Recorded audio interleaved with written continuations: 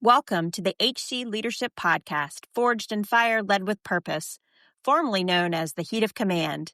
We're here to explore what it takes to lead courageously authentic. From the fireground, battlefield, ballfield, classroom, or boardroom, we bring you real conversations to inspire, challenge, and drive change. Here are your hosts, Kyle Matusik and me, Carrie Henderson.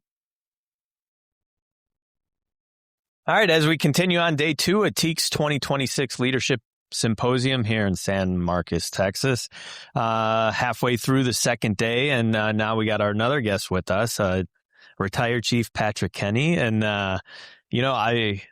we got to start with the story. It's just crazy how two people from Illinois are now sitting at a table here in Texas. And not only that, he was the chief of the neighboring department where I currently work. So, and we've crossed paths about 11 years ago when the Illinois Firefighter Peer Support was just in his infancy, and went through training together there. And so it's just kind of... when they say it's a small world. Yeah. That's for sure. Yeah, I saw you speak, and I was like, well, he's definitely got to get on this show, and we got to have a conversation. And I'm honored to be here. Good to see you again, and I'm honored to be here. Yeah, it's exciting, and all the stuff we get to talk about. And have you been down to TEEX before, or is this first time? No, first time. But we tried to work it out 2 years ago, and it didn't work out. And then last year, the timing was bad. And then I was concerned because I had my hip replaced. It's a little over 3 months ago now, and I'm thinking, they told me this is going to be easy. Which, by the way, if you ever get your hip replaced, tell them that's baloney. But it worked out great, and I had heard so much. I'd had one of the chiefs from here. I was teaching in New York, and he had seen me, and it's one Chief Dallas. That's how I remember him. And the chief, I'm sure if you're there, has the deepest voice, the biggest man, and said, "Son, you need to come to this symposium." And I was like, "Yes, sir." And told me about the numbers, and the numbers alone were staggering to me. Like, you're going to put that many people here for this educational thing, and it's free. I got it, but yeah, I definitely want to come and have that exposure to that many people, and it has been even better than what I anticipated. First of all, the hospitality here is amazing. We always talk about that. People are so kind and go out of their way to help you, and the facility and the staff has all been great. And they don't know me from Adam. Yeah. So to have the chance to come and then actually get here and walk through when I arrived on Sunday and just walk the facility, because if you've never been here, just the size of the auditorium is amazing to me.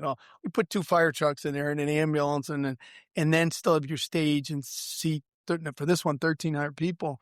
And then the breakout rooms are awesome, and everybody on the program that does those breakouts is more impressive than the person before them. And it's like, wow, no wonder you get this many people to come, because everybody knows how difficult your time is to give up now. I could see now why they would make the importance to say, I got to go. It's just great. Yeah, it really brings a diverse outlook on leadership and a lot of the issues that are facing our industry, and, good tactics and strategies to overcome some of those challenges that we face, and looking forward to the future of the industry, and, kind of have that progressive mindset of where do we need to go? What are we seeing now, and the direction we need to go, and to have a singular place over 2.5 days to get all that information is truly, it's remarkable. Well, it used to be in the old days. I can remember when you take a promotional test, they'd say, "What's your leadership style?" And they used to have letters for it and everything else. And now, really, if somebody answers that, it's like, what time of the day is it? Who am I dealing with? Because in the morning, they might need a kick in the rear end to get them going. But at noon, they got a bad phone call, and so you need to hug them in the afternoon. And that's one of the people you supervise. Yeah. And so creating that realistic atmosphere for people to go, you need to up your game, which they do. I really believe the men and women in the fire service now have to up their game beyond what I did to lead, because you have to be so diverse, and you have to be flexible, and you have to take the generations, and you have to blend them. This pushback about, this new generation, they're the laziest we've ever. I remember when I came in, my generation was everybody gets pegged that because you don't understand them, so you make fun of them. That's what we do. Now watching people go, no, that's not how we operate. We've got to lead on a consistent basis.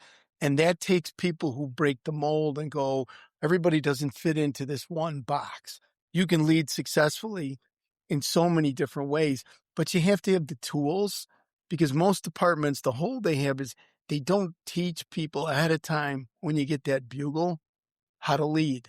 So here you are sitting and you get a bugle and good luck, you're on duty. And first of all, I always used to ask my lieutenants, so how did you sleep the first night?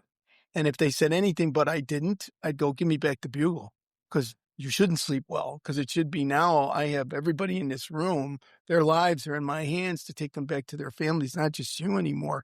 But we don't teach them what to do with that ahead of time. Yeah.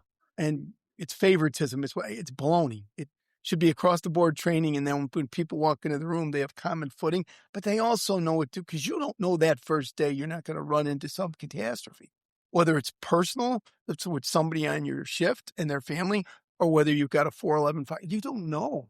And we just have never done that before. And this pushes, are you fully committed with the theme here? Are you fully committed to help teach your people how to lead? Because if not, you know what? You shouldn't be sitting in that seat either. Yeah. Yeah. So many things there that we talk about. We talk a lot about, leadership styles and the generations coming into the workplace. And I love, what you're saying about the next generation, because same with my generation coming in, I grew up playing like Atari, and it's like, oh, all your generation wants to do is play video games and, and Right. Nintendo. And, but yeah, but the new generation coming in, I really feel like they have a lot more emotional intelligence They do. than we did, and just a lot more self-awareness, and they need a leader that's willing to meet them there. Right. And if not, they're going to go work on the beach with a laptop, because they can. Well, and that's a great point, because and the chief, when he did his opening remarks yesterday from San Marcos, talked about that here, and he put the numbers up that were staggering. He said throughout the country, you have this struggle with recruiting and retaining firefighters, which in Illinois is a big problem for us. And then he put the numbers up of what different departments here in Texas, people who are showing up to take the test. Because I thought, I wonder if he's got his facts right. I should have known better, because he's pretty impressive. And I look it up in the numbers, I'm going 565, 625, 3,000. It's like, you have what we used to do when I first started. And a lot of it, I believe, started to go away with COVID, because you could work from home. And as soon as we figure out how to put a working fire out from home and work a full arrest, then that option will be there. But it's not there. So you're committing to a different lifestyle that generation has not been exposed to. And so you have to be patient, and you have to recruit, I think, with giving them the correct information. And that's something I mentioned this morning, because before, when I started, Judith, there wasn't even anything about mental health other than here's how you respond to a mental health call, nothing about your own. Now they're starting to do it in the academies, which I applaud, should be done there. But I believe you should even do it as part of the orientation, because most of this generation has Chicago Fire, Backdraft is way too old for them. And they're like, okay, this must be what it really is. And it's like, no, that's not what it really is. And here are all the things that are amazing about the job. And it is, I still think, the best vocation, I call it, in the world. But there also are the difficult times and the things you're going to go through, and your family's going to go through it too. That whole thing about my significant other did not sign up for this sounds great, but that's not for real. I mean, they're all part of it and entwined. And so educating them on the front end that if you run when you run into something that's going to affect you, because we always hire people who care, and we expose them to the worst situations in the world and go, oh my goodness, that affected them. Well, no, you can see it coming. You should be ready for it. And you should then be able to tell them and their families, here are the resources we have when it happens, because we will take care of your loved one so they come back healthy to you and back to us. And then that provides, I think, that leadership challenge about, okay, once they're in now, we have to teach them loads of things that they haven't been exposed to. I mean, half these kids that are coming in now, they missed prom, they missed college graduation, they missed a lot of the things that really builds your character through. You trip and fall a lot during those years. They weren't allowed to trip and fall. So then we get them and go, well, you got to toughen up. It's like, well, they don't even know what toughen up means because they haven't experienced it. So you're belittling them when they come in the door, when through COVID, you were just trying to get them to get through life. And we don't see that. The true leaders, I think, can look in the mirror and go, that's an area somebody needs to teach me how to do because I didn't have to do that before. No fault. That's great that you're open to that. And there are loads of people who will do it. rather than, well, by God, that's how they did it to us. So now I'm going to do it to them. How did you like it when they did that to you? Well, I didn't like it at all, but by God, they're going to do, I'm like, oh my God, it drives me crazy. So it takes more energy and knowledge and more tools in your toolbox to be a leader today than it did 30 years ago. For sure. Yeah, I tell my son, you need to work on your struggle muscle. Like That's a good way to put it. Because, he's a COVID kid. He was coming up through COVID. So I'm like, your struggle muscle seems to need some exercise. That's great. I love that. Yeah. And it's so true. And I lost my train of thought with the struggle muscle conversation. What were you just talking about? All right, Kyle, you have to save me here. Oh, I got to jump in. All right. Well, one thing I want... a whole nother point. If you remember, just cut me off. Yeah, you're good. That happens to me all the time, by the way. That's the best part about podcasting. Like, it's still going to be on the episode, Carrie. We're putting this on. We're going to highlight this section that you forgot. It's going to come back in like 2 minutes, and I'm going to go, stop. One thing that you mentioned, and I kind of want to hit on a little bit, you said the best vocation. Could you hit on that word, why that word, and let's talk about that for a little bit. Yeah, it always has kind of bothered me when we talk about what's your occupation, because 80% of the fire service throughout the country are volunteers, not their occupation, not where they make their money. When to me it's a calling. Thought the chief made a good point yesterday, saying, "Well, we didn't draft you. You signed up for this," which is absolutely true. But I believe you're called to do it. Because it takes special people to do this job. Doesn't make us unique, but you have to have a special character to see, hear, feel, smell the things that we have to go through in order to try to save somebody. That's a calling way beyond us, I believe. You get called into this profession, and when you do, that's the whole analogy I use with the cape is you get handed a cape because it will help protect you to do things that are really kind of superhuman. I've never been comfortable with being called a hero. I think we do heroic acts. The military, to me, are my heroes. Who you have no choice going into that war zone, and you may not come back. We can always go, we're out. We're going defensive. We don't have to go in and do that. And I think I feel strongly that if you trust that feeling of like, am I really called to do this? You'll be fine through your career with what are the natural up and downs. If you're in it for the wrong reasons, it can be a miserable place to be. I don't care if you're getting paid loads of money and you got a really nice pension and benefits and everything. Coming in there every day, not knowing what you might run into, and then trying to explain that at home and the friction that causes, then you don't have the vocation. And not everybody's meant to do this job. If I was your tax consultant, you'd be in jail. Yeah. I don't have those skills. Not everybody does that either. But once they come into that academy and you hand them that cape, they put that uniform, I'm not giving it back. Yeah. Because my pride says I can't. Well, now you may have an employee who should not be dealing with people struggling, who is going to struggle themselves, get themselves in discipline problems, or possibly end up getting fired, or worse yet, get to a point where they're so mentally depressed, they think about taking their lives. And how many, unfortunately, I hear a lot of the stories because they send it to me about a firefighter who's in charge. I can think of one story I just heard recently, was in charge of their peer support for their department. Outstanding guy. If you wanted the family picnic put together, he would put it together. If you had a bad scene, he was the one that you wanted to run peer support. 3 little kids died by suicide. Nobody saw it coming. And it's like, okay, where did that vocation get mixed up in there that I have to save everybody? And I'm sure from everything I heard from this wonderful gentleman, it was like, I can't do this anymore. Just the whole place would be better off if I'm not here. And it's so sad to me.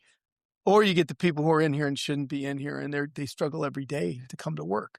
And you just think they're a jerk. Yeah. And they're not really being. They're just so unhappy, but they're not willing to go, this is not for me. Yeah. Yeah. And we've talked about this before, capitalizing on this new generation that really wants to make a difference. They want to work somewhere that they can make a difference. Right. They want to work somewhere impactful, and not just some career. Now, they want to be paid well to do it. Correct. I don't blame them. Right. No, but not at all. What better vocation than ours? Right. And if we can, but we have to have good leaders to make them stay, or they'll go do something else, because they can. We were a generation of I'm blessed to have this job. I'm going to stay here for my career. My generation started moving around more, but new generation, mobile workforce. They'll go where they feel over the supported. place. Yeah. And they truly, if you have a very frank discussion with them, they'll say, well, yeah, what drew me was I had more money and more Kelly days there. But I talked to some of the people there and they seem genuinely happy working there. Yes. Yeah. That's just a basic, forget the generations. That's a basic human need because we push. I could have never, when I first went to Hinsdale, I was only there a year and they wanted to go public safety. So they wanted to cross-train us to be police officers. And I immediately started testing somewhere else because I go, I can't do that. Can't work alone. I wanted to be part of a team. And I don't like that skill set that you have to have in order to do that job. I have incredible respect for it. And I knew that I couldn't do it. So now we're inviting them to come in and be part of the team. And if the team's dysfunctional and they're not really, they don't feel like they belong, and they need to belong right from the beginning. That's what this generation needs. There's so much immediacy and gratification, which always sounds like it's a negative. It's not. I think it can be a very positive thing too. But the leader's got to have that on the radar.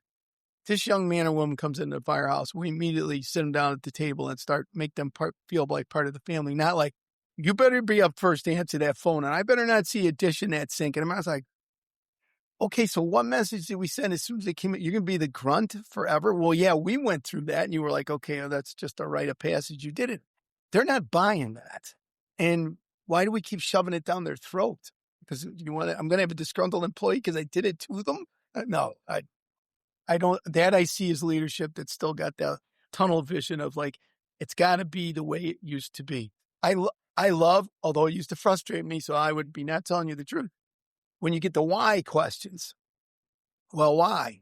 Well, why? Well, why? And obviously, I was brought up, you just keep your mouth shut and do what we tell you to do. There's an incredible value as a leader to the why question because if you think about it, if you don't know the answer to the why question, maybe you shouldn't be doing it. Mm-hmm. And you can at least go back and research and find out, oh, that's why. And, that's still valuable. We should still be doing it that way. But half the time you go back and go, that was just because somebody thought it was a good idea. It may not have even been functional. And we had just passed that on generation to generation. And boy, that's one of our standard operating procedures. So, like I said, I didn't always welcome the why because I'm like, oh, please. But it really made me go back and look at things that I had done. Even if I was chief so long in Hinsdale, I went back to stuff I did the first few years and I would read through it and go, oh, that doesn't apply anymore. Was I even really right when I did that the first time? And I usually, thank goodness, felt like, yeah, I was, but it doesn't apply anymore. And being okay with the fact that you're not wrong, that you're not all of a sudden showing that you have a weakness in your leadership. I think people in the organization value when their leaders go, yeah, that's not working. It's not working for you guys, especially if the feedback comes from the personnel. If you make them feel in that culture that they can actually make a statement to try to improve the organization, that's not a criticism.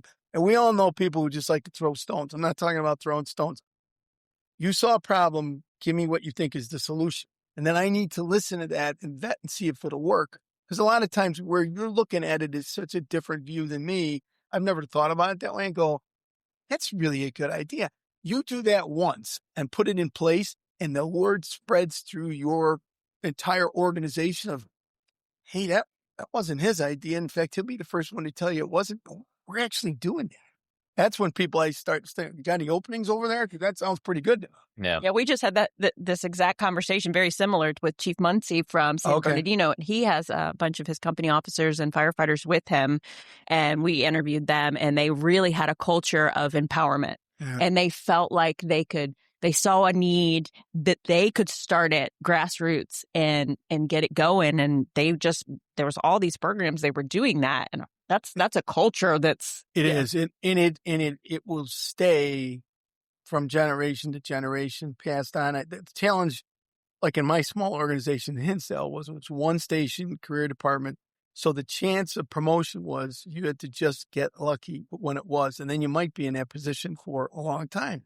So one of the things when I took over that I noticed is that all the committees were run by the few officers that we had. All were the guys that if you said, I need this done, you could walk away and it was going to get done. That was the good part. The bad part was they were overloaded and then there was no participation by the blue shirts. When I had probably at least 7 gentlemen retire with 30 plus years, all were blue shirts, who could have been battalion chiefs in any other department. They just didn't have the opportunity, but they had the skill, they had the leadership. So we just started on small committees going, you blue shirt, that's your committee. What's your budget? Submit it to me. What do you need? What really simple. So it's not rocket scientist stuff.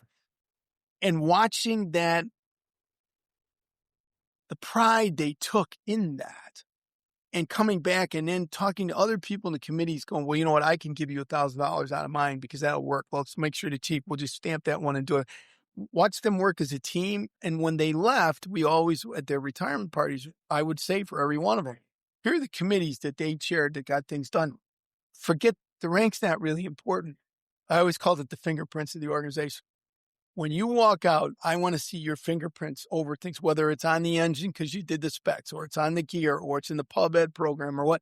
You did that. I didn't do that. You did it. You always made me look good. And then they can walk out and go, yeah, I did. It's not about whether I had the title or not. Because you can have the title, have a lot of dust on your shoulders and do nothing. Oh, yeah. And unfortunately, that's still out there and all over the place. But I think giving them a chance, but you have to put in the time and the effort to do an analysis of your organization, and a very honest analysis. I brought in Chief Buse, who was working for the Illinois Fire Chiefs, and he was doing a lot of strategic planning. And we brought him in to say, I want you to do an analysis of the department. So we had an all-team meeting. Everybody got paid to be there. And he said, I only got one rule. He said, you're sitting back. He said, you could stay the whole time, but you're not allowed to comment. So he told the guys, he goes, if you feel at any point you want the chief to leave, just raise your hand. He goes, no offense would be taken. He brought me in, blah, blah, blah, blah. So nobody rose their hand. But some of the stuff they said, I'm like going, okay, bite your tongue. No, bite your tongue. No. And then when I sat back and read the report 2 weeks later, I was like, that's right. And that's right. And stuff that I didn't, was right in front of my face, and they didn't see it. And being able to go, okay, that makes your job easier because that's really my job in the leadership role I'm in. I'm not doing the fun stuff anymore. I'm supposed to get you the stuff so that you can be effective. The only way to do that is for me to get your honest feedback, and you have to feel like you've got part of that organization is yours. It's not just the villages. It's not just the fire chiefs. It really is ours. And it sounds like that's exactly what the chief has going. And once the momentum of that picks up, it's fun to go to work. Mm-hmm. I said, you don't have the silent treatment then, because I would always laugh.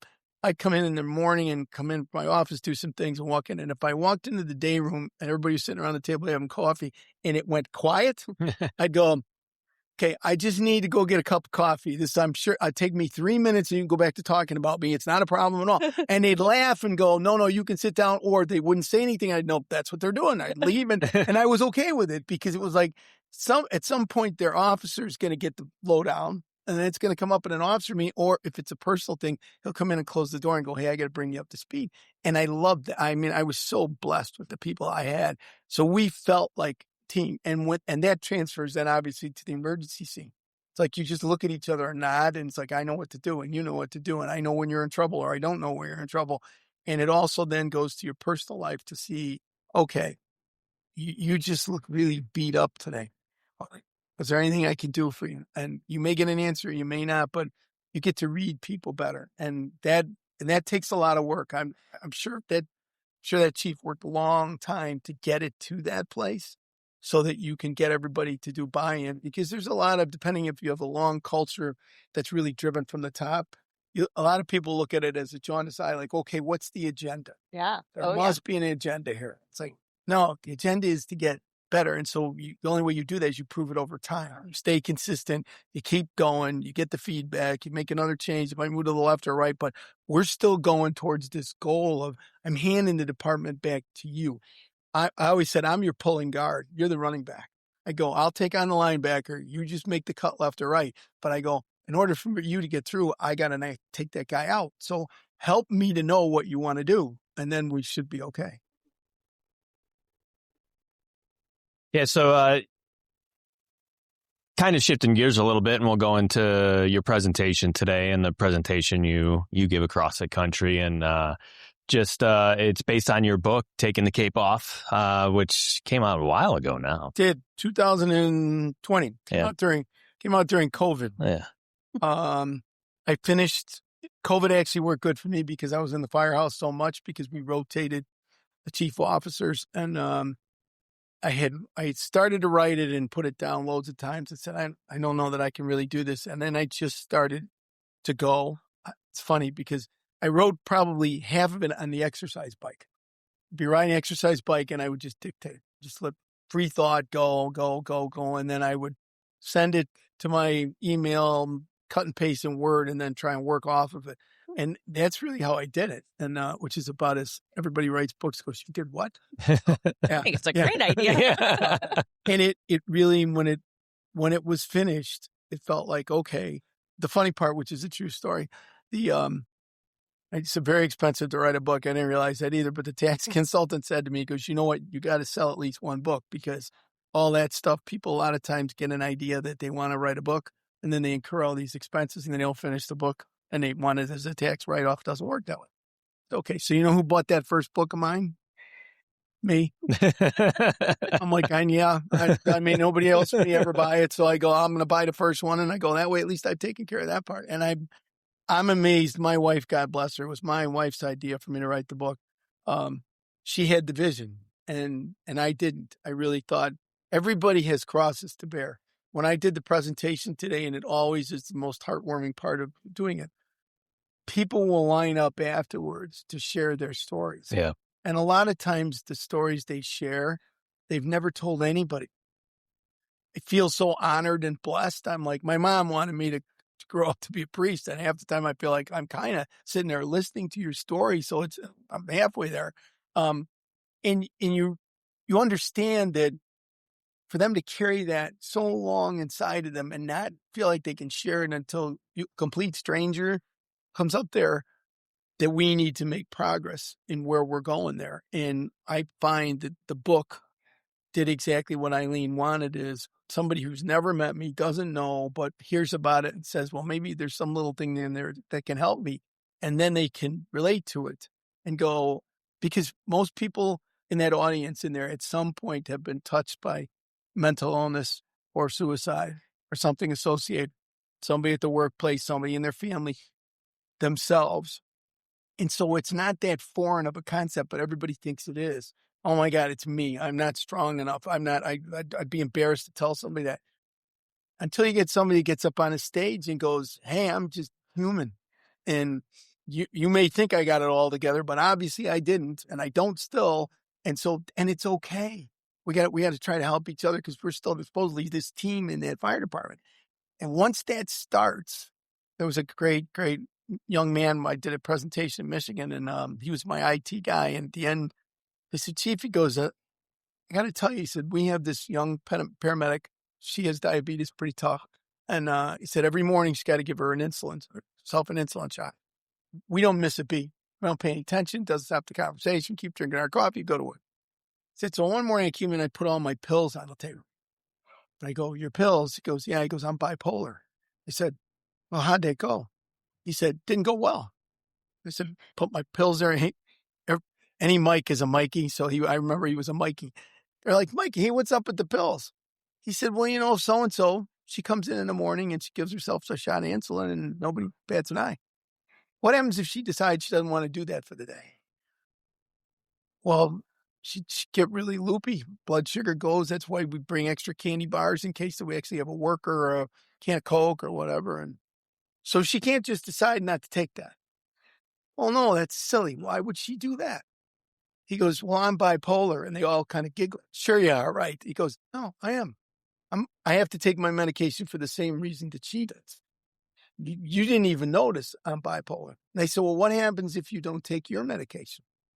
I don't know. He said, I'd probably wander out the apparatus floor, find the sharpest axe I could find and bury it in your head. And you get the firehouse giggle around the table. And he's like, I wouldn't do that.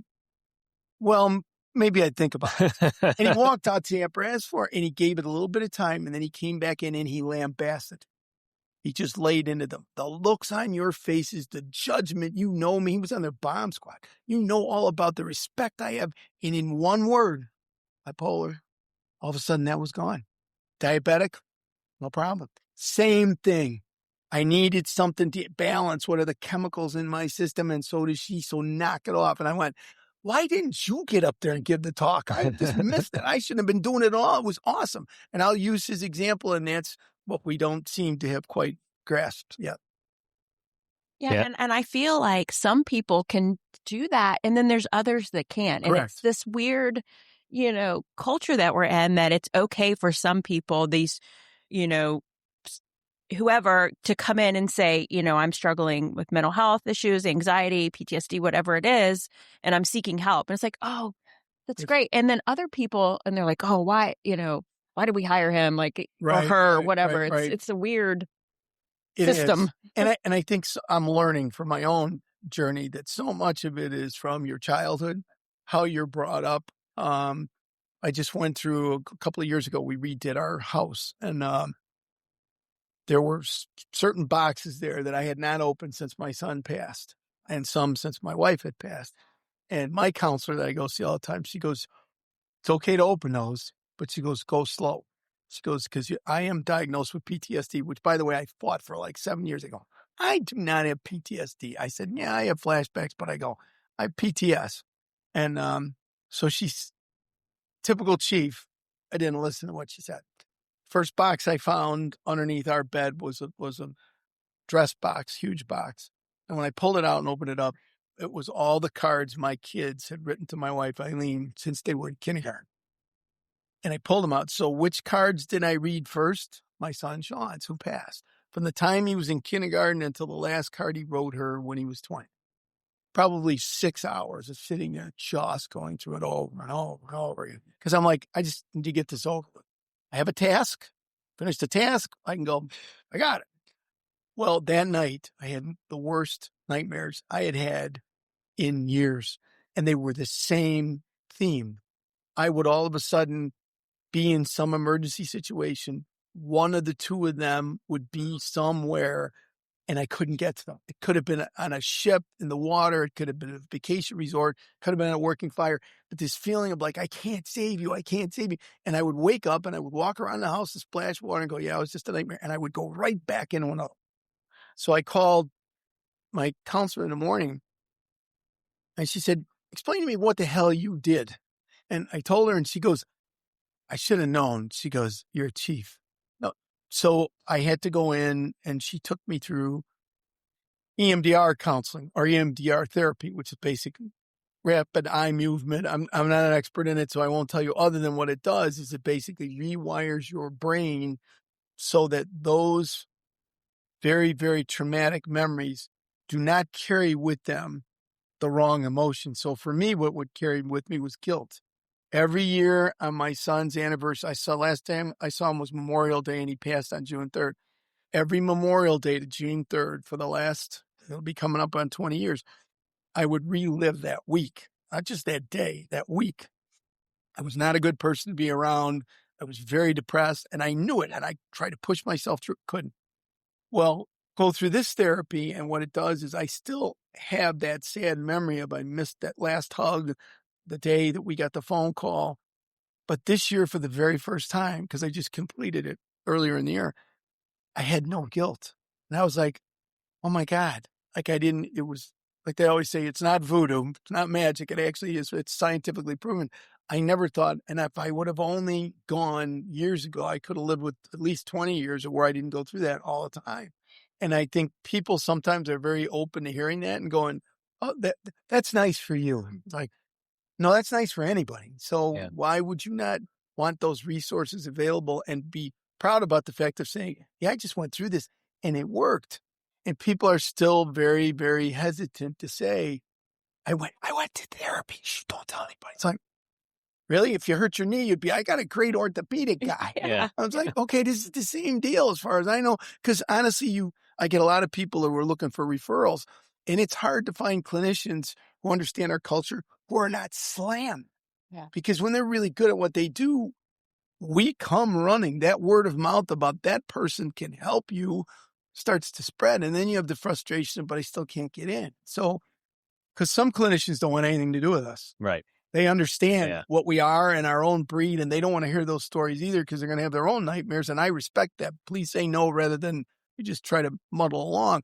So we've got that issue of we're not accepting it enough. and trying to find people who can help us. And then that becomes an excuse sometimes. Well, I tried and I couldn't get in. How hard did you try?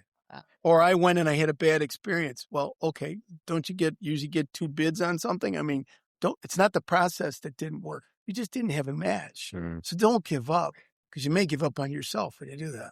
Yeah, I'm so glad you brought up EMDR. I'm a fan favorite. Really? Yeah. Good. Yeah, EMDR changed my life. Yeah. Oh, awesome. Yeah. So plug out for that. I would never, even when I started, I was skeptical. Yeah. And the therapist who did it was outstanding. She goes, I did, because she deals with nothing but first responders. She gave me because you have a light sensor that I had to call them 2 clickers that you held, that you watched, that got your rapid eye movement going. And at first I'm sitting there competing against it. Like, well, no, I'm going to follow you. I'm going to finally, she shut off and go, this is not a game.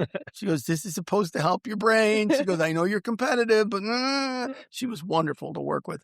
And once it started to go, I was amazed how far back it took me. And that's why I mentioned earlier about that childhood trauma, but the culture that you grow up in has a lot to do with how you enter our vocation. And I was amazed how far that guilt went back for me and how it transferred. All of a sudden, it was like a light bulb went on. Well, sure, that's how it colored that situation. Sure, how that colored that situation. And it really did go back to, I've been wearing the cape for a lot longer than since I became a first responder, because I felt guilty about not being able to help when I was younger. And once you get that, it's such a gift. It's like, hey, that's it. Like, all right. And so yeah, anybody you go to, just because they have one therapy that they're good at, that may not be the one that matches for you. It doesn't mean it won't work for other people. So please be open to looking at a bunch of different things. And if you've got a good therapist, find out what they're good at and then research, is that what you need? Because there may not be a match there. Yeah, that's a very good point. Very good point. So as you've been going around, the book came out, and even before that, and just your journey and the things that you've seen, and as you continue to go around the nation, maybe where has it started when you started doing all that to where it's at today? Are you seeing progress? Are you seeing things move in the right direction? And then, what areas still need some attention? So I started, the very first time I did it, ironically, it first started with an article. I read an article in Firefighting magazine by a young man that was battling cancer. He's only 26, 27 years old. The article was very graphic about the procedures, about his fear, young, married, but facing death, facing not coming back to his job, facing never seeing his kids grow up. I mean, I was in tears reading the whole thing, and I thought the courage it took to write that article is going to save people's lives. I made copies of it and put it in everybody's mailbox and said, if you don't think going for your annual physical that's mandatory is important, you need to read this article. And really touched people. So the editor happened to live in my town. And I called her and said, this is great. It's amazing. And she said, well, why don't you write it about Sean? Write it about his journey with mental illness and then dying by suicide. So I can't do that. I just can't.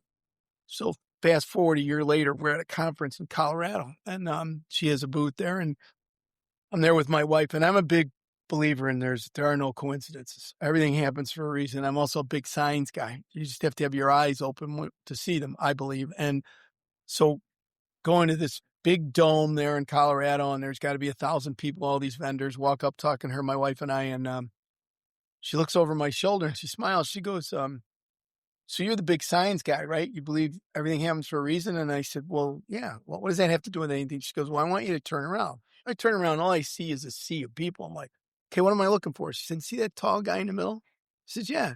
She goes, he's the one that wrote the article that you loved. I'm like, you mean the one in your magazine? She said, yeah. She goes, so coincidence that you're standing here in another state, how many miles from home? He just happens to be walking up at this point.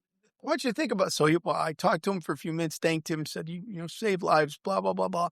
He walks away and she looks at me. She goes, I guess she'll be writing that article now. And before I could say anything, my wife, Eileen, goes, you bet he will. So that's what made me write the article. So I did, went in that February, and it got a lot of really nice feedback. Well, I had gone through the EFO program at the National Fire Academy, one of the instructors out there, the plans chief, and I became kind of close.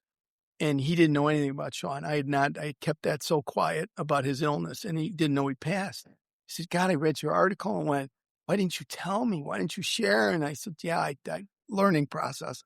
He said, well, we have a symposium in June that is for all the instructors from around the nation. He said, it's not a fire conference. It's for actually for the instructors, for teachers, and putting together curriculum. I want you to come present. I go, present what? He goes, well, the information. I go, I don't have a presentation. So that's what I mean. I want you to put one together. He said, I can't do that. I go, I sobbed over, we're trying to write that article. I can't do a presentation because I want you to just think about it. I go, when is it? He said, it's June 3rd. Well, Sean passed on June 3rd. I was like, I'll call you back. So hung up, went in the living room to Eileen, and I said, he told her what he wants me to do. She goes, do you think you can do it? And I said, I don't think so. I said, guess what the date is? She said, I go, June 3rd. And she went, I guess you're going. I'm like, do you have to agree with all this sign stuff because you saying no? So I put this thing together, fly out to Emmitsburg, meet him on Friday night. There's going to be 300 teachers there, and some are fire chiefs and some are fire instructors. And we sit down over dinner, and he said, so you're going to do it in the morning, and it's just going to be my employees out of my staff.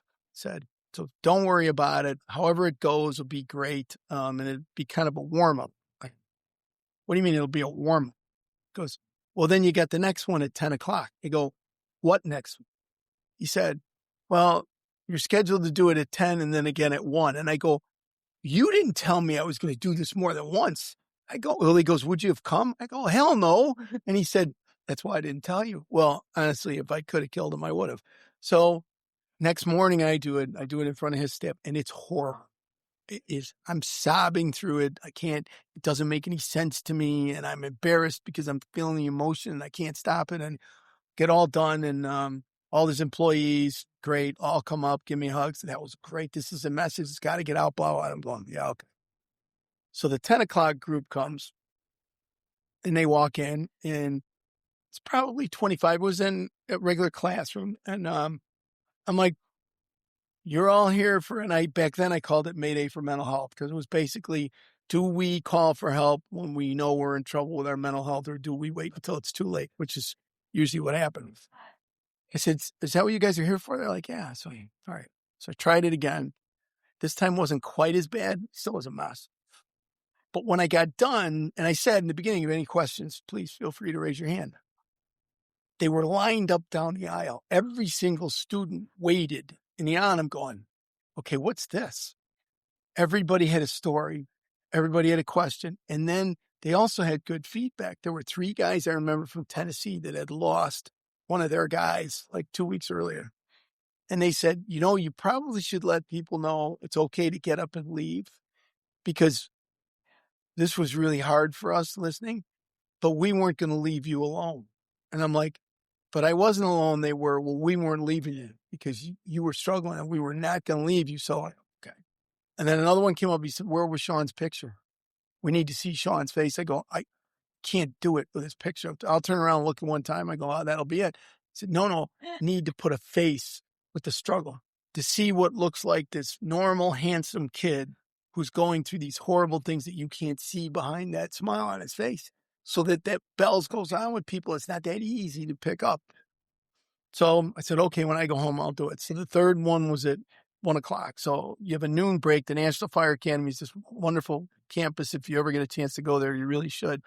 And it's a beautiful June day, and I'm walking around, and I'm done. I'm shot. And I called home, and Eileen, so how'd it go in the morning? And I said, well, the first one was just terrible. She goes, what do you mean the first one? I go, it's got me doing 3. She goes, is he still alive? And I go, for now he is. And she goes, what do you think? And I go, I think I'll never do this again. I can't do it. 5 minutes to 1, there is nobody in the classroom, and I am ready to celebrate. And it's like, okay, nobody can, because they all went to lunch and they talked about the track they were in. They're like, gee, don't go into that room because you'll just sob. You don't want to do it. So I'm finally, for the first time, taking a breath, and in walks one guy.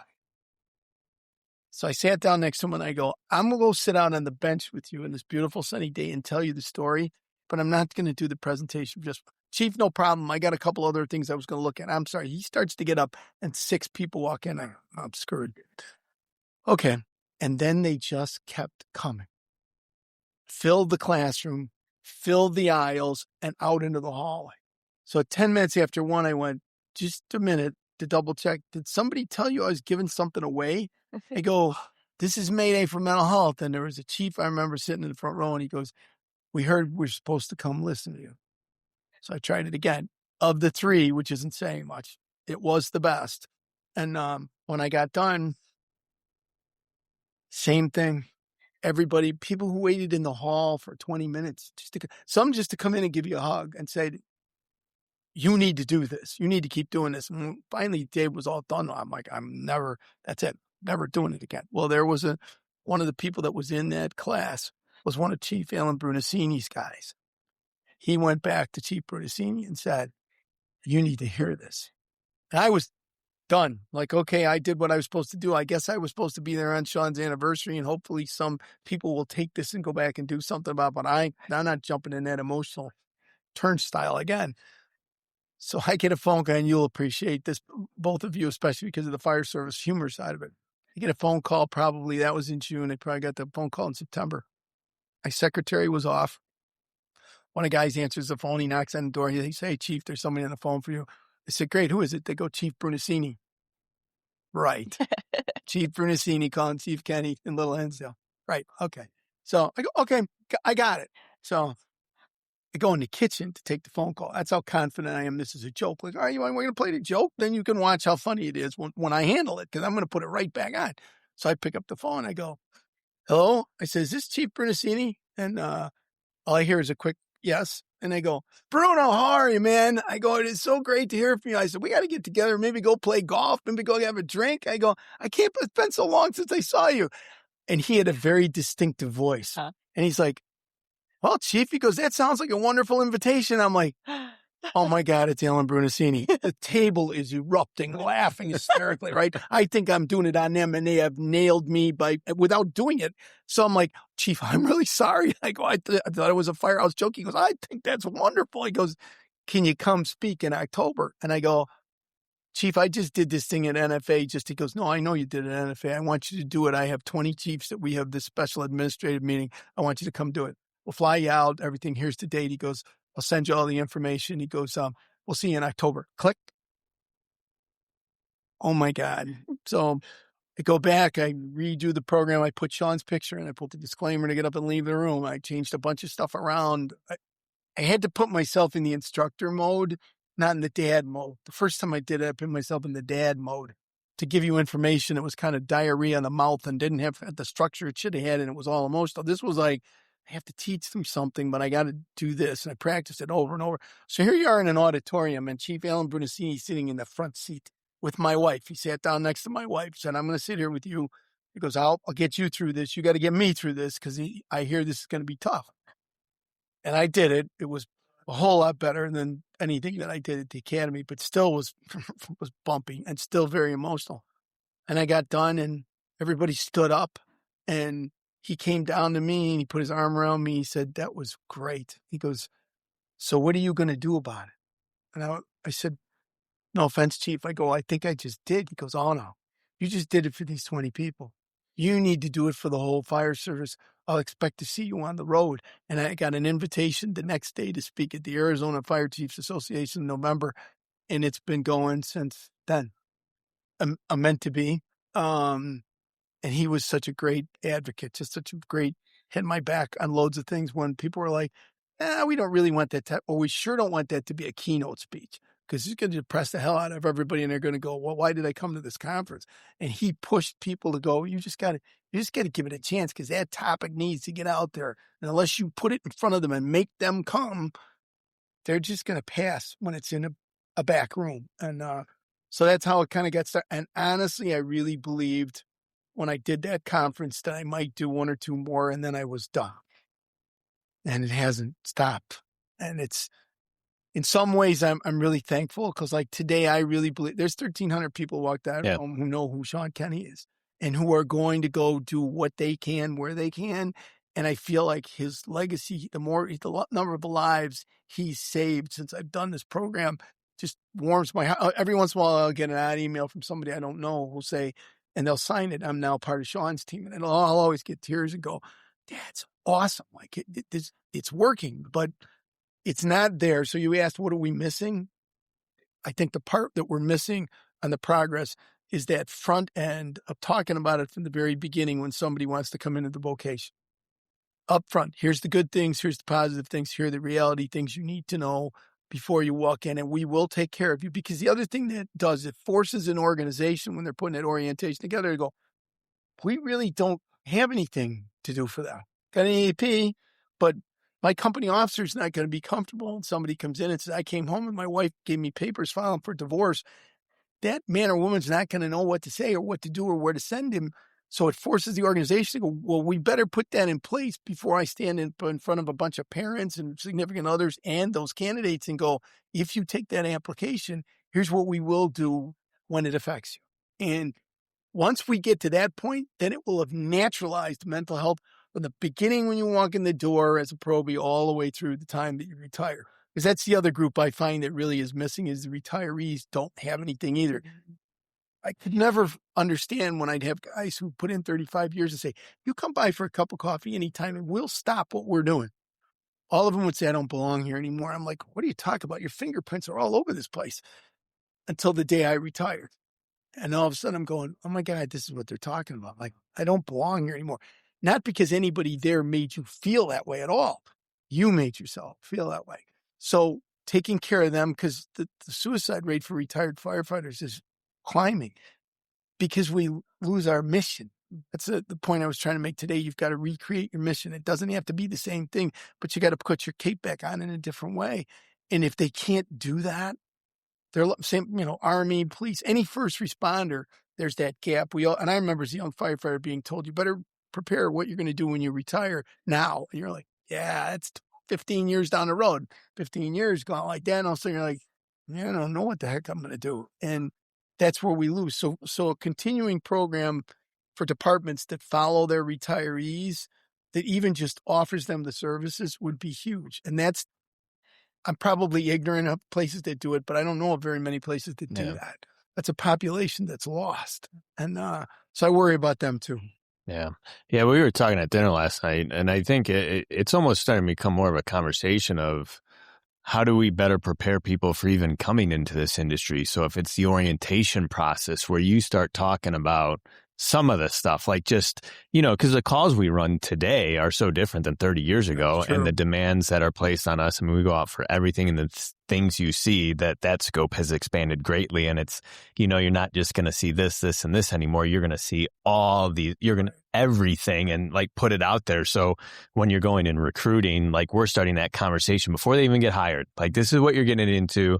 This is what we have established in place, and you're really blunt from the get-go. Right. And it almost seems like that conversation's starting to happen a little bit more. Yeah. In our department, I really want our recruits when they come in, because I think sometimes for folks, they get settled in the career and they're doing the thing, and then something happens and they're struggling, but they don't know what's going to happen next when they reach out for help. Right. So if they do need to come out off the floor and out of operations, and I like to call it an operational pause. Right. If you need a pause, like, does the department support that? Or where does my leave come from? Or who pays for it? Like, will I get my job back? And all of those questions, they're like, I'd rather not step over that line and start the process because I don't know what's going to happen. So I like our recruits and young folks to know your department and your fire chief, that's supported. Right. As long as there's not some discipline thing that's happened, or some criminal activity, or something else that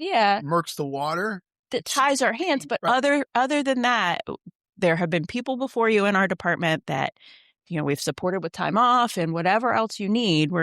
So please don't let that be a deterring factor for reaching out for help. I try to always tell them, I go, this is no different than what we tell you if you incur a back injury.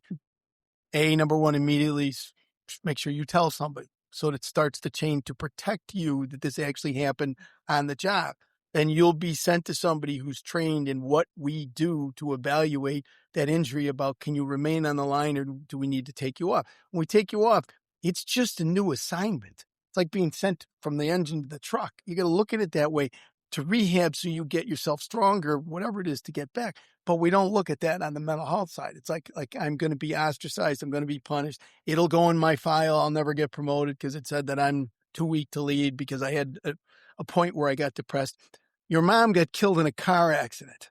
I think being depressed is like what your normal thing would be. So I think you better have a lot more faith in your system. And I think you hit right on it. If you can tell them ahead of time, here's what you can expect. And being blunt, and it is state by state, because very apparently here, because of the plethora of people who are applying, the people who go, yeah, it's not for me, it's not going to cripple you. I've had chiefs in Illinois go, I appreciate your message, but I would never stand in front of people and tell them the reality of what it's really like, because they won't take the job. Do you really want to do that to them then? I mean, here we are we care for everybody. I don't think that's caring. Right. I think that's being very selfish. I want a warm body to climb on that engine. That's going to work out just great for you and the poor residents they're responding to. And that person is going to be doomed to failure. Why are we playing? And it's really a shell game. And I think we'd be pleasantly surprised, especially with that new generation who wants things as open as can be, to go, here it is, the truth. And boy, we would love to have you. And we will stand by you and we will help you. But they need to know that's true. Otherwise, in many organizations, they have not heard of success stories. So therefore, the fear is, if I cross the line and once I say go, there's no going back. And that's just sad to me. Yeah, one last thing, and I don't know if you got, I don't want to cut you off if you got questions, but just looking lots at of questions. There's so many, right? We could be here all day. But kind of your story, and just from might be in your book or off your website, God gives firefighters a cape to enable them to go places and do things that others cannot or should not have to do to protect and save lives.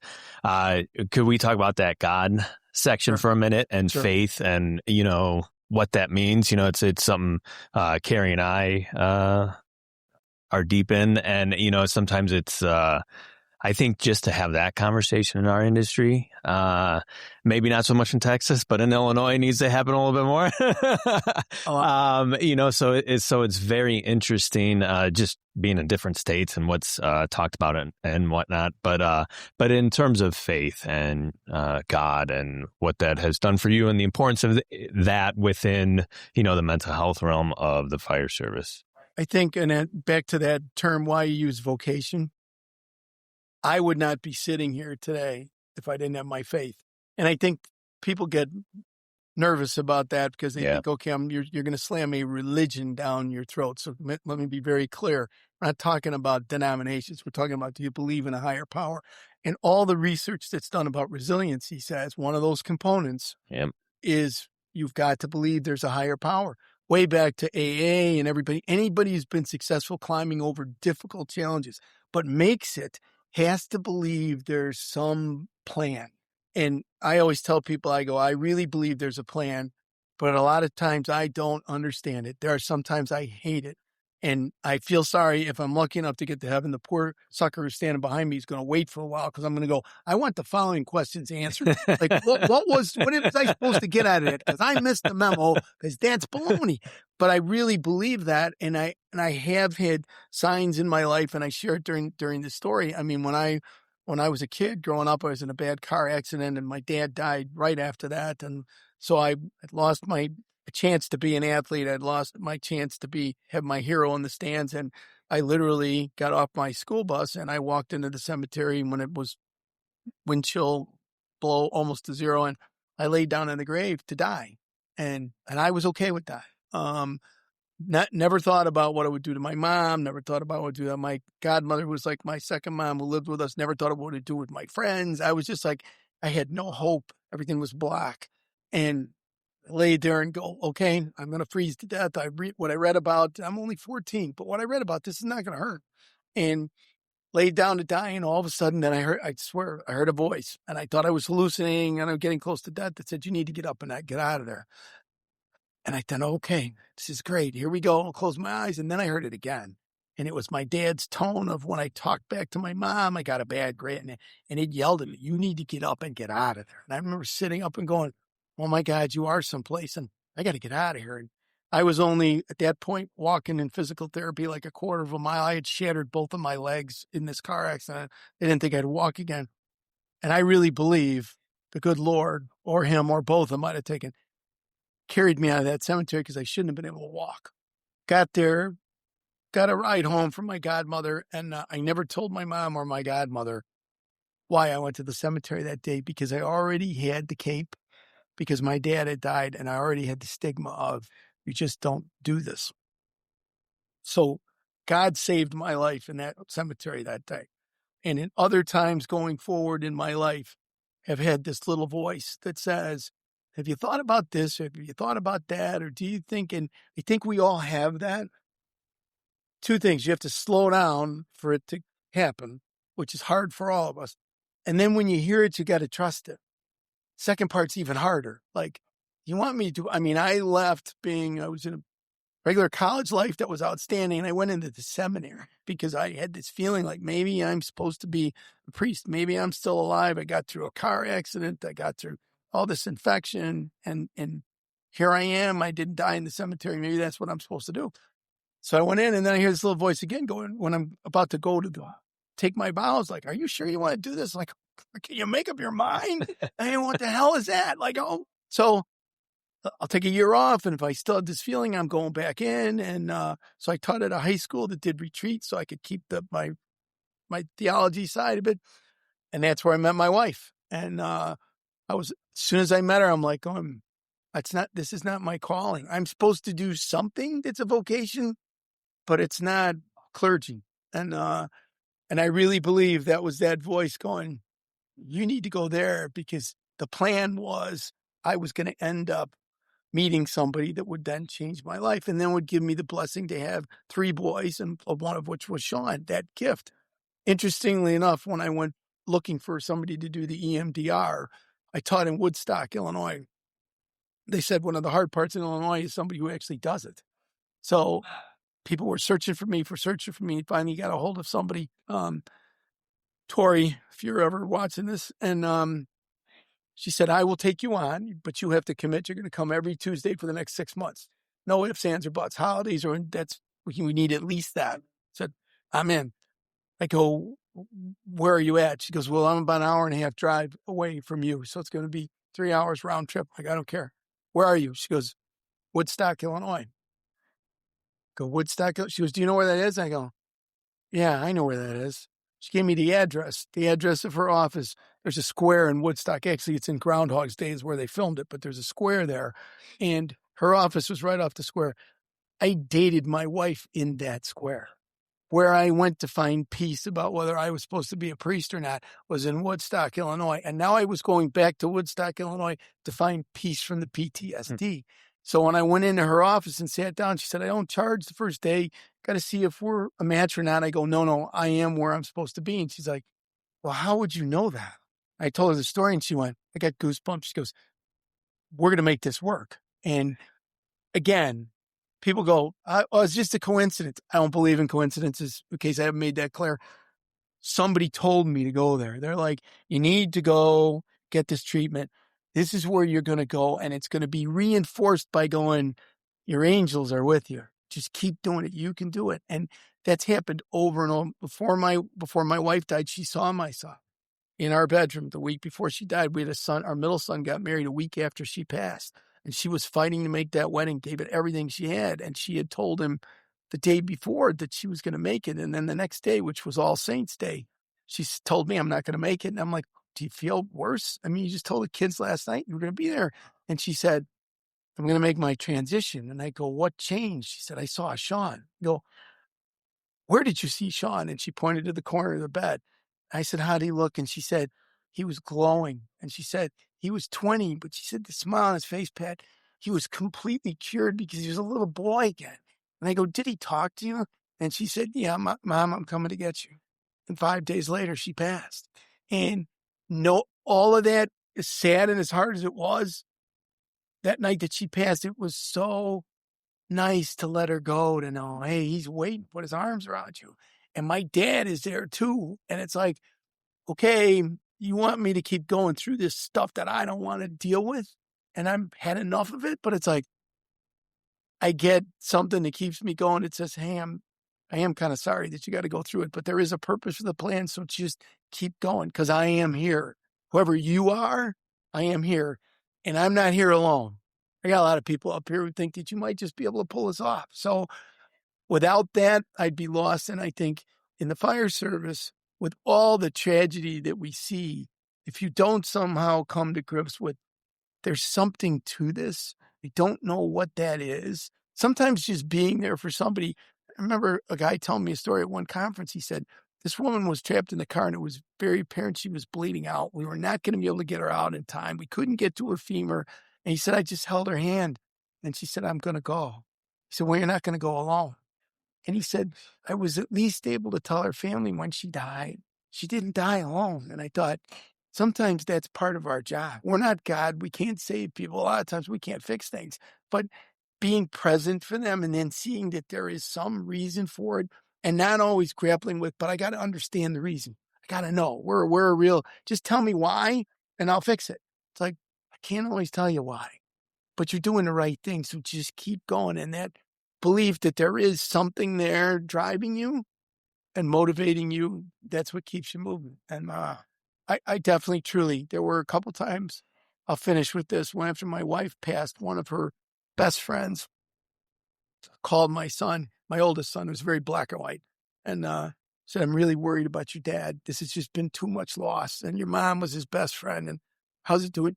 Do you think he'd hurt himself? Without hesitating, you'd have to know my son. He said, nah, he's way too Catholic. Okay, I don't think that was quite where I would have gone with that, but I did tell her later, I said, when she told me the story, which was great, I said, at that point, no, I wasn't thinking about that.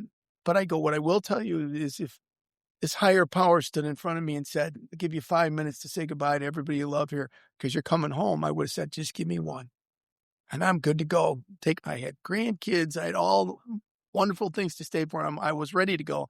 Let's go. But if you're not ready, then I got to figure out, how do I keep moving forward here? And that was the key in the terminology to me, because everybody kept saying, you got to move on, got to move on, you got to move on. Moving on kind of insinuated to me, I'm leaving all that behind, moving on. I watched somebody sent me a TED talk that a young lady did from Minnesota that went through hell. And she said, when I finally figured out I could move forward, she had lost her husband, she had lost a child, both at a young age. She said, and I'd met this man and I didn't want to move on. She said, I realized I took my child and my first husband with me into this marriage because I am who I am because of them. And as long as he was okay with that, I'm in. And he was. And I'm going, my God, that's it. I have to learn to move forward. I got to bring them with me, but I have to start to live again. And without believing that there's a plan and a higher power, ain't happening. It sounds like great rhetoric I'm giving you. I would not have bought into it. And I really wouldn't be sitting here. So many things I feel blessed that just when I'm at my deepest point, I get a little bit of grace to go, okay, I need to throw you something that means it's okay. And when I get it, I don't question it. It's like, okay, that's what that is. And so it's funny, my routine any place that I go teach after I do Schauenstein, I try and find, is there an Irish pub around there? And I'll usually go that night and then I'll have a pint for Sean. Well, I came down here and I'm going San Marcos, Texas. I'm going to be an Irish pub around here. So last night I'm Googling it. There's only one. It's about 10 minutes from here. And the name of the pub is Sean Patrick's Irish Pub. And I went, because I was a nervous wreck last night. I'm going to be standing in front of 1,300 people. I went, okay, Sean, I'm where I'm supposed to be. And I'll end it on that. It's so beautiful. Yeah. And true. It's wonderful because I go, I can't make this stuff. Yeah. I just can't. There's no words. Yeah. There is no words. Thank you. Thank you. Thank you. No, I really appreciate, I think this is wonderful that they've decided that this is an add-on and becoming a critical part of the symposium, because this lets people have exposure to, if they're not sitting in one of the work sessions or they're not sitting in a keynote, and they haven't heard any of the stuff by you interviewing people, it gives them a chance to go, okay, what did I miss? And is that something I want to follow up with, or what can I take from that? Which is great. I really appreciate the opportunity. You just never want to put an Irish guy in front of a microphone because could turn into a mini series. So I was going to say, coming down south and, we get all the accents. It's nice to have another Chicago accent sitting right there. I was like, wow, it's like you don't notice it when you're back home, but you're sitting there. I was like, he sounds like me. This is good. It is funny because guys down here will go, boy, oh boy, do you have an accent? And I'm like going, are you kidding me, son? I thought you got the accent, not me. And I'm like going, yes, I do. I think I have an accent. A little bit. Oh, yeah. Yeah. Oh, yeah. I'm from Virginia. You do have a little bit. Yeah. Of accent. Okay. You do. Yeah. Yeah. I think it's wonderful. Kind of makes the world go around. Yeah. Everybody talk the same. It's like all my relatives are in Ireland, and no matter where you're at in that country, they all have a brogue, but all of them are different. Some of them, even though I grew up in a house with nothing but that, I can't understand a word they're saying. And other ones, it's as clear as a bell with just a little bit of an Irish tint. So it just kind of makes me smile. It's kind of like, it's neat. We need uniqueness in the world, and that just kind of adds to it. Well, great. Yeah. If you're watching there in the main room, have a great afternoon. You got a great keynote speaker who we talked to yesterday morning. And I hope you're looking forward to that. You'll have some great information coming there. And I'm excited for everybody there. And enjoy the rest of the afternoon with some great breakout sessions. If you're not live here at TEEX, make sure you're subscribing on all our podcast channels, Apple, Spotify, and YouTube. And make sure to catch this great conversation we just had. So thanks a lot, Chief. We appreciate the conversation. It was amazing. I just have one request. If you do, so I had to do the audible version of this also. It's actually my voice. So if you just thought you had heard enough of my voice, you probably don't want the audible version. But if we do happen to get it, it's on Amazon. If you'd leave a review, because it's been out, as you said, for a while. And it's nice to see that people are actually getting something out of it. I don't get anything from that other than the gratification to tell people, hey, all those people in there know who Sean Kenny is. So thanks again for the opportunity. Awesome. Really appreciate it. You've been listening to the HC Leadership Podcast. Leadership isn't rank or title, it's how you show up. So go look in the mirror. Are you leading with purpose today?